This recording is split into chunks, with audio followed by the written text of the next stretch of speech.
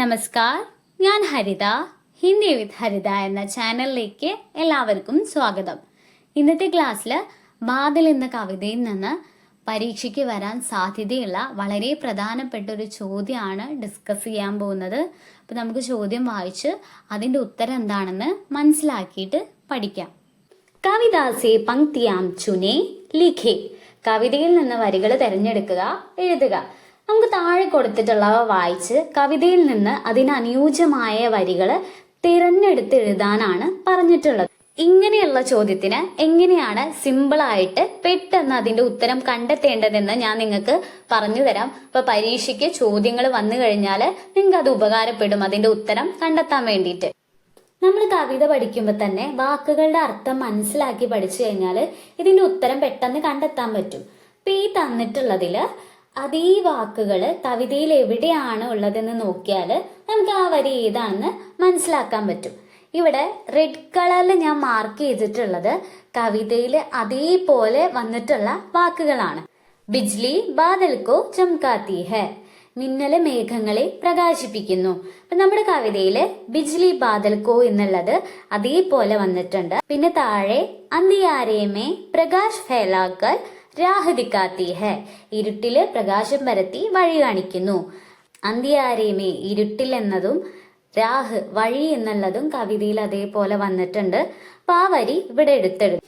ബിജ്ലി ബാദൽക്കോ ചംകായേ അന്തിയാരേമേ രാഹ് ദിക്കായേ. ഇനി നമുക്ക് താഴെ കൊടുത്തിട്ടുള്ളവയില് ഏത് വരിയാണ് വരുന്നതെന്ന് നോക്കാം. ഹവ ബാദൽക്കോ പക്കഡ്കർ ലാത്തി ഹെ.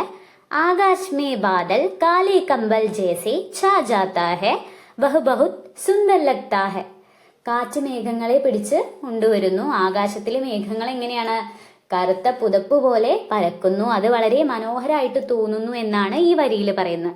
അപ്പൊ ഇവിടെ ഞാൻ റെഡ് കളറില് ഹവ പക്കഡ്കർ ബാദൽ കാലേ കമ്പൽ ജേസെ സുന്ദർ എന്നുള്ളത് മാർക്ക് ചെയ്തിട്ടുണ്ട്. അപ്പൊ ഈ താഴെയുള്ള വരിയിലും ഇതേ വാക്കുകൾ വന്നിട്ടുണ്ട്. അപ്പൊ നമ്മൾ അർത്ഥം വെച്ച് നോക്കുമ്പോഴും വാക്കുകൾ വെച്ച് നോക്കുമ്പോഴും ഇതെന്താണ്? ഇതിന് അനുയോജ്യമായിട്ടുള്ളതാണ്. ഹവ പക്കഡ്കർ ലാത്തി സർസർ ഛായേ ജേസെ കാലേ കമ്പൽ കിത്നെ സുന്ദർ ലഗ്തേ ബാദൽ എന്നുള്ളതാണ്. ഇനി നമുക്ക് താഴെയുള്ളത് നോക്കാം.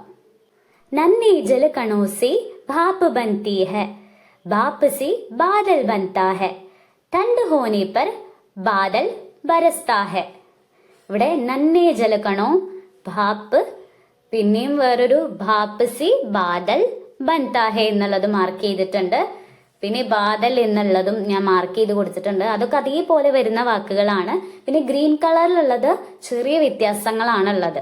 അപ്പൊ ഇവിടെ നന്നേ ജലകണ് ഗയേ ബാപ്പ് ബന് ഉസി ബാപ്പിനെ ഠണ്ടക്ക് പായി ബാദൽ ബർസി ബർസായി എന്നുള്ള വരിയാണ് വരുന്നത്.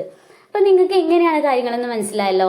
റെഡ് കളറിൽ മാർക്ക് ചെയ്തിട്ടുള്ളത് കവിതയിൽ അതേപോലെ വരുന്നതാണ്.